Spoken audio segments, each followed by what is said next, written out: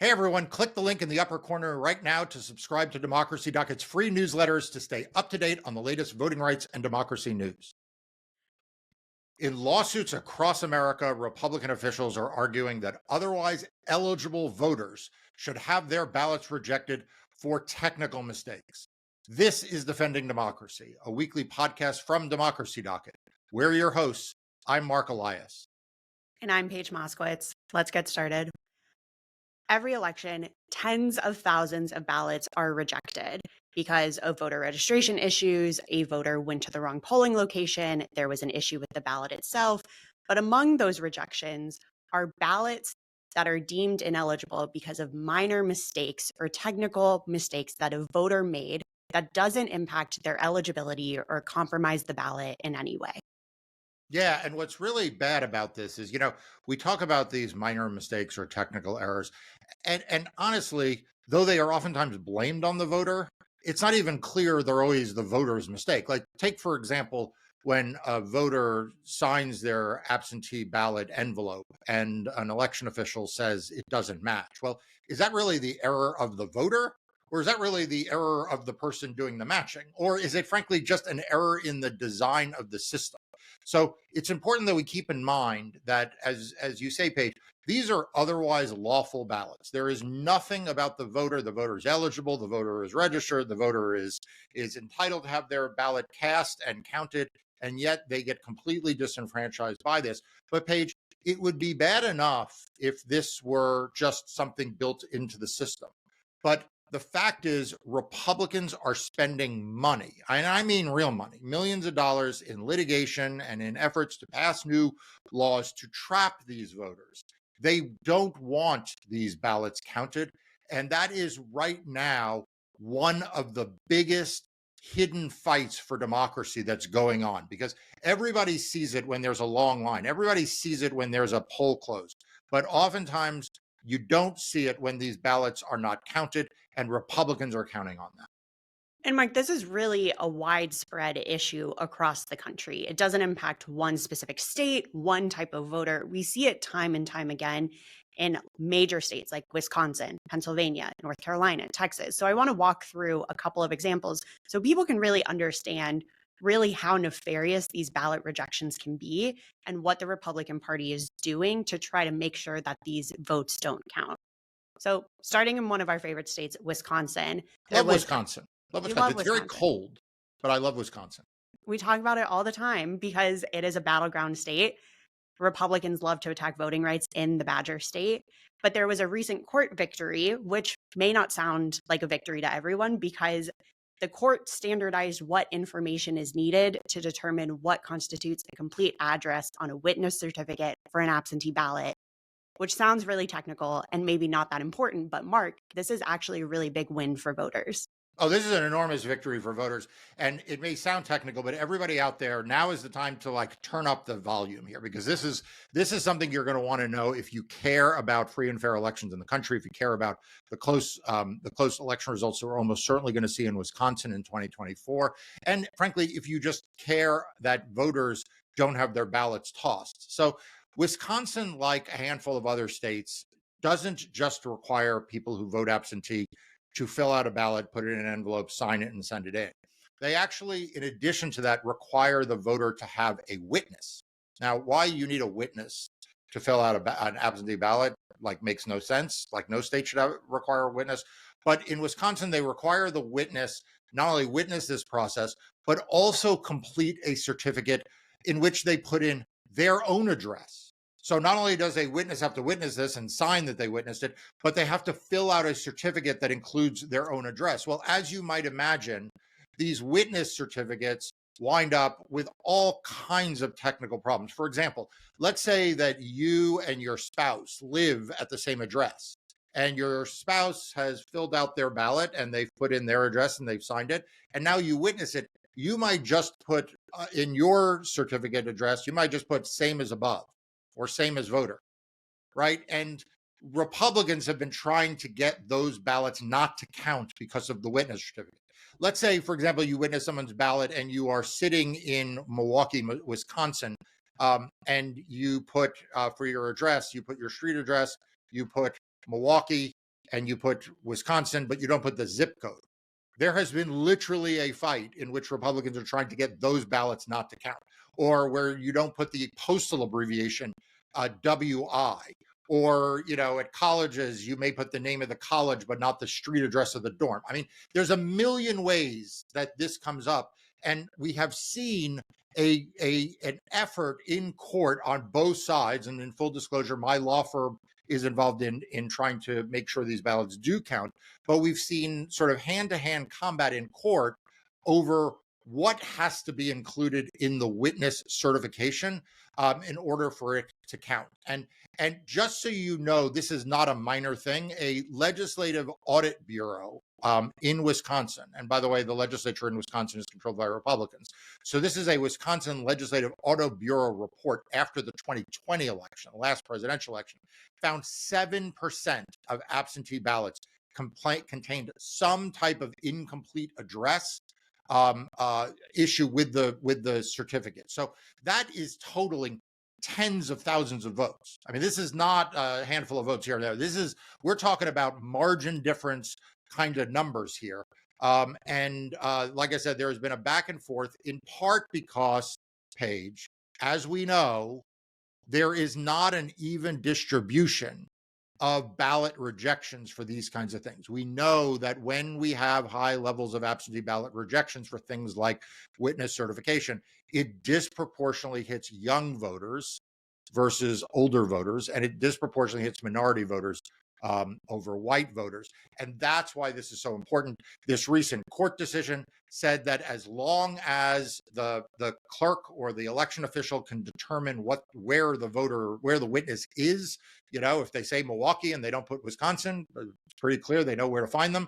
As long as that's the case, the ballot needs to count. So a big victory for voters, but everyone needs to watch Democracy Docket and subscribe to its newsletter. Go to democracydocket.com/subscribe or click in the link above, because there are a number of other very important cases in Wisconsin that are all around this issue of witnesses and when ballots count and when they don't. So, Mark, the issue in Wisconsin is that this kind of technical mistake can happen on the back end of voting, right? When you return a completed ballot. I want to go to North Carolina, where this technical mistake can actually happen on the front end.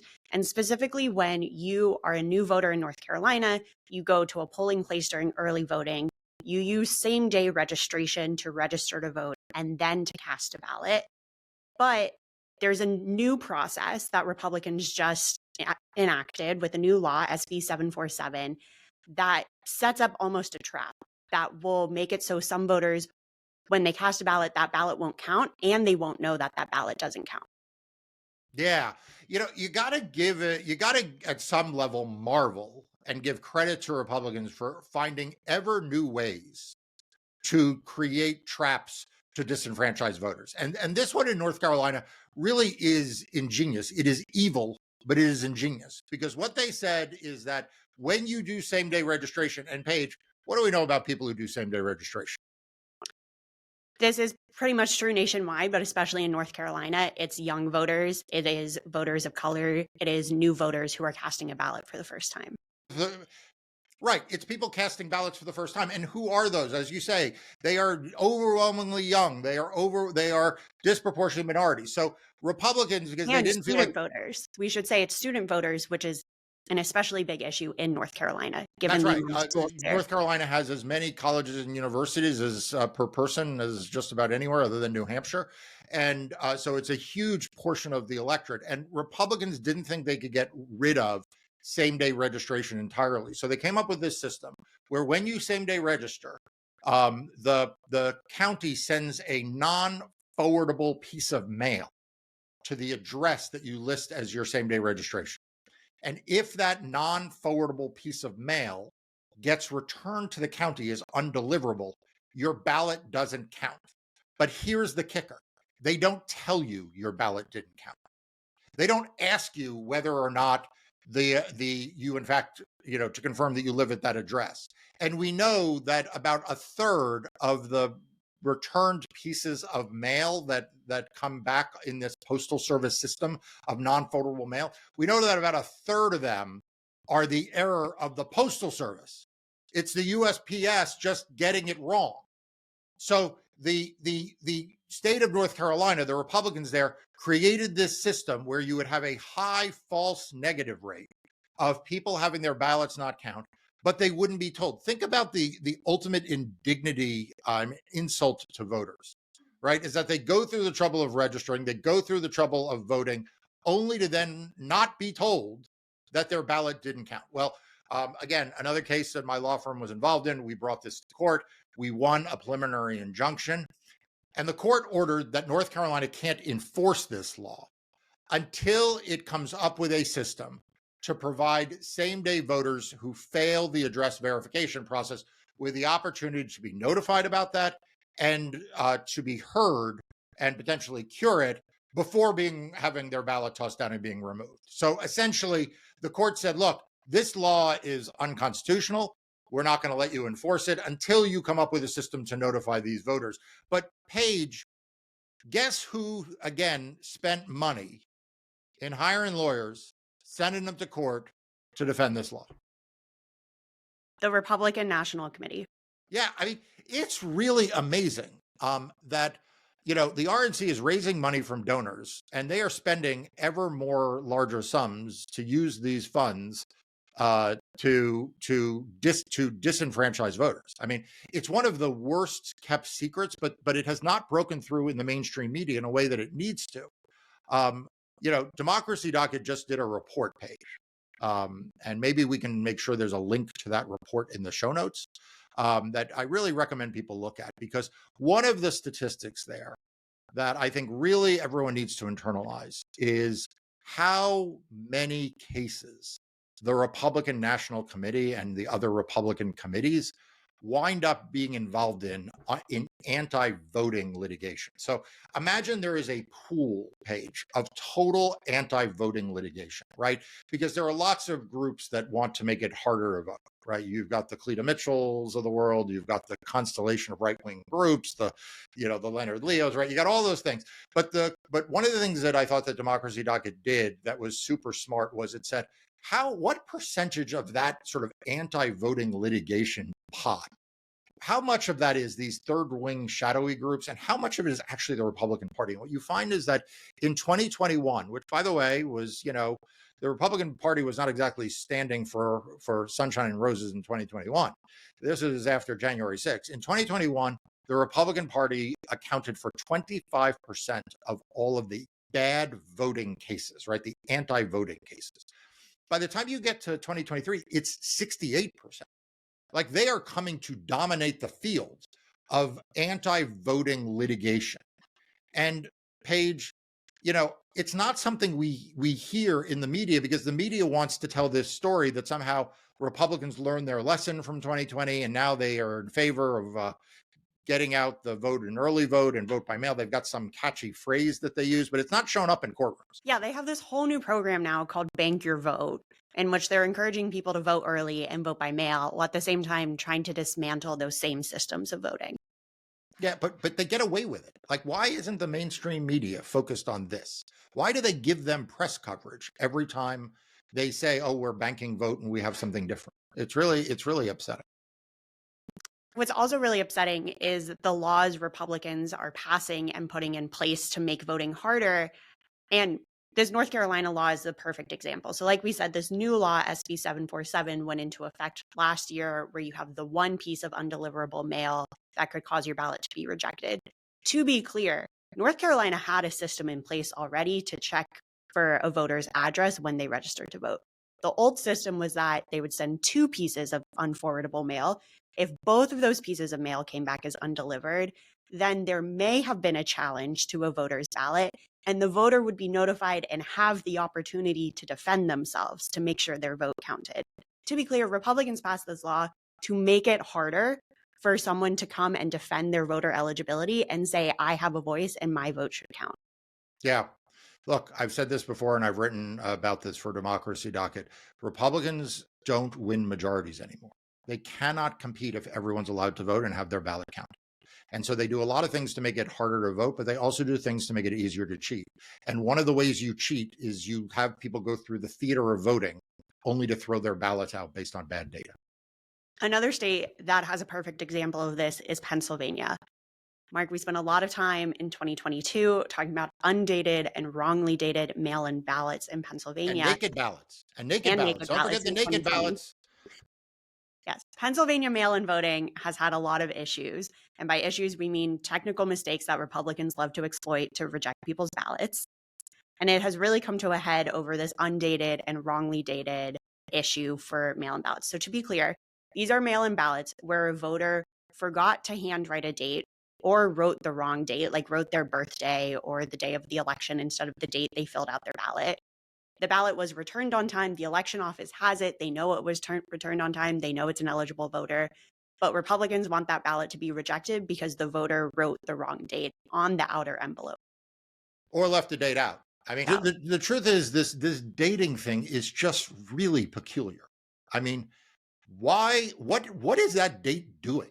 You know, you just so that people visualize this, you in Pennsylvania, you fill out your ballot.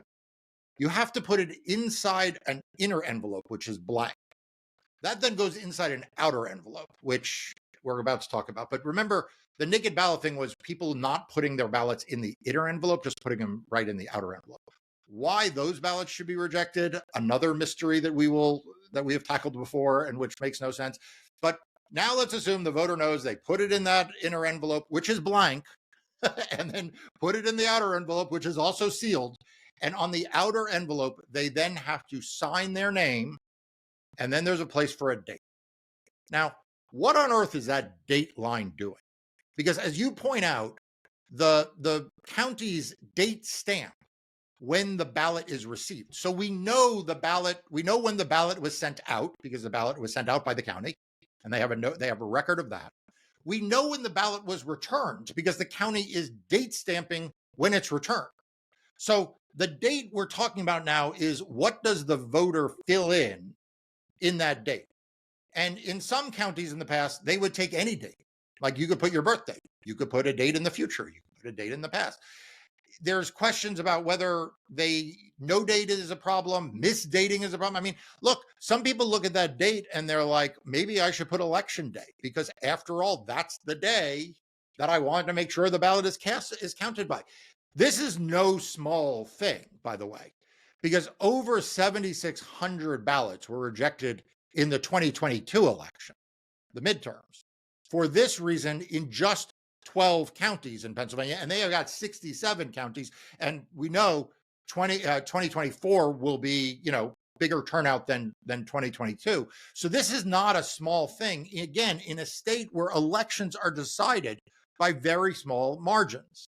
Now, there is a lot of litigation going on around this. Once again, my law firm is involved in trying to protect these voters and make sure these ballots count. Not shocking, Paige. These ballots, again, we tend to see these ballots skew more young and impact younger voters more than older voters, minority voters more than white voters. And in what has to be one of the most disgusting displays of the use of official resources, okay? The use of taxpayer money. Republicans love to talk about not wasting taxpayer money. 17 attorneys general, Republican attorneys general, who are not from Pennsylvania, right, filed an amicus brief to throw out these ballots. Right. They all argue that it is completely within Pennsylvania's power to reject these ballots. They're disputing what's called the materiality provision of the Civil Rights Act. They don't want these ballots to count. And like you said, these are attorneys general from other states. They're not Pennsylvania officials. They aren't impacted by how Pennsylvania decides if these ballots should count or not. Yeah, I mean, if you're Paxton, was Paxton one of these guys? Yeah, of course he was. Right. Paxton hates voters. Right, exactly. Paige, for those of you who haven't been listening from the beginning, Paige is from Texas. So your guy Paxton, okay, what on earth is he spending time and energy and taxpayer money in Texas on whether dated and misdated ballots in Pennsylvania should count? I mean, it is really a national disgrace that 17 Republican attorneys general who are not from Pennsylvania or the circuit that is covered by any of the states covered by the Third Circuit are filing briefs in this case. Mark, I also want to point out, because some people listening may be like, okay, these voters made mistakes or their ballot has a technical mistake on it. Give them an opportunity to correct the ballot so then their vote could count and everything is squared away and fair. Wait a minute, though. That's called a cure procedure, a cure program. The Republican Party literally filed a lawsuit in Pennsylvania to ban cure programs in the state because they don't want voters to have the opportunity to correct those mistakes and get that ballot counted. Yeah, I gotta say it again. You know, I said this about the last day we talked about. It is an absolute national disgrace that the Republican National Committee and the Republican Party institutionally is, in the one hand, putting out these fancy tweets and things about their websites and how they're going to try to engage in vote by mail. But when the rubber meets the road, they are taking their donors' money and they are spending it all around the country, trying to prevent votes from counting. Like they're not. There's nothing fraudulent going on here. Giving voters the opportunity to cure mistakes is not promoting a lack of integrity. It is making sure that lawful ballots count. Because, as I said at the beginning, it is not always the voter's fault. Sometimes it's the fault of the election official. And the idea that, you know, in North Carolina they're hiding it, in Pennsylvania they don't want it to happen, like, it is a national disgrace. Now, the only good thing, Paige, and you're probably too young for this, but you know, there used to be, when the Harlem Globetrotters used to play basketball, there was always a team that had played against them. I guess they're still around, called the Washington Generals. And they would go from arena to arena playing the Harlem Globetrotters, and they'd lose. They'd lose every game. And so the only thing that we have going for us is that the RNC has turned out to be like the Washington Generals of litigants. Like, they bring a lot of cases, but they lose a lot because the courts see through the nonsense that they are peddling. Right. Their lawsuit to ban cure programs was immediately rejected. They lost in Wisconsin. This undated and wrongly dated ballot issue in Pennsylvania is still ongoing. And Mark, now that you've mentioned Ken Paxton, I'm going to use it as an opportunity to talk about Texas, my favorite state, and the state where you can always find an example of bad voting laws. So, Mark, you may have remembered in 2021, Texas legislature passed a major voter suppression law, SB 1. Part of this law was instituting a new ID requirement for both mail-in ballot applications and mail-in ballots itself, where the voter needed to put down either their driver's license or their social security number on the application form or the ballot. But the catch was it needed to match whatever ID number they first used to register to vote. Now, if you can imagine, not everyone remembered what number they used to register to vote however many years prior. This resulted in tens of thousands of ballots rejected in Texas in 2022 when the law went into effect. To be clear, the 2022 primary in Texas had a 12% ballot rejection rate compared to the 2020 general election in Texas, which had a ballot rejection rate of under 1%. Yeah, 12%. Think about that, everybody. 12%. And how many of you watching this would remember whether, when you originally did your voter registration, whether you put your driver's license number or your social security number, right? When Paige says people don't remember, it's not they don't remember their driver's license number or can't look that up, or they don't remember their social security number. It is they can't remember which of those two numbers they provided. Now, the good news is a federal judge struck this down for violating federal law, what's called the materiality provision, which is basically a law that says you can't make voters go through hoops for no reason. And if, you know, again, this is just like one of these things, once again, that it has no reason. There's no reason why a ballot should be thrown out because a voter put their social security number rather than their driver's license number, or the reverse. But it shows you how creative Republican legislatures can be. And, you know, and one of the things I want to point out here, Paige, because this usually describes almost everything that Texas does when it comes to voting laws, is this also particularly impacts Harris County. And we've talked about that before, that there seems to be an unhealthy obsession among Republicans with targeting Harris County. So why don't you say a word about that? Harris County, for those of you who aren't familiar, it's where Houston is located. It is the largest county in Texas. It is the most Democratic county in Texas. It's where I'm from in Texas, so I'm particularly passionate about it. The Texas legislature has taken aim at Harris County again and again because it had tried in previous elections to, expand voter hours. They had a 24-hour polling location at the Texas Medical Center during the 2020 election. They pioneered drive-through voting. They wanted to send out mail-in ballot applications to every voter. And the Texas legislature takes shot at Harris County time and time again because Harris likes it when people vote, and Texas Republicans generally don't. Yeah, and I wanted you to mention that because, we've talked a lot in this episode about the ingenuity of Republicans in making voting harder. You know, the undated ballot, the scheme in North Carolina where they don't notify people, in Texas with the two numbers. But, Harris County is an example of ingenuity of a different sort. And we've talked about this on past episodes. We've written about this in Democracy Docket. We've had Chris Hollins, one of the leaders in expanding voting access in Harris County, write about it and explain why he did it. Yeah, and we'll put that in the show notes because against all of these, terrible laws and legislatures, there are pockets in each of these states of local election officials trying to do the right thing and trying to work within these cramped systems to make voting harder. And, the folks in Harris County are as good an example as any of people who tried to innovate and did innovate to make sure voting was more accessible, only then to have the Republican legislature come back and ban it. But it is not all a bad news story. And so I want to leave people with not just the notion that Republicans are spending all of this time and money to pass these laws and defend these laws and to challenge procedures and to make it harder to vote, and not even that there are voting rights lawyers and others who are litigating to try to win judgments in courts doing the right thing, but there are local election officials at the county and sub-county level who really care about democracy and are trying to do the right thing, and they really need our support. So we're heading into an election year. This is our second episode of the new year, and we're going to be talking a lot this season about how Republicans spend their time and effort to make voting harder and what is happening in the courts. But it's a good opportunity to take a shout out and thank all of the hardworking election officials, the Democrats and others who are making voting easier. Thanks for listening to Defending Democracy. You can find all of the cases and articles we mentioned today linked in the description of this episode. If you enjoyed today's episode, please leave us a review.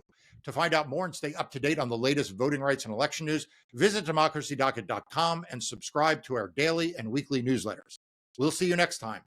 Today's episode was produced by Ali Rothenberg, Gabby Corporal, and Paige Moskowitz. It was edited by Paige Moskowitz. Defending Democracy is a production of Democracy Docket, LLC.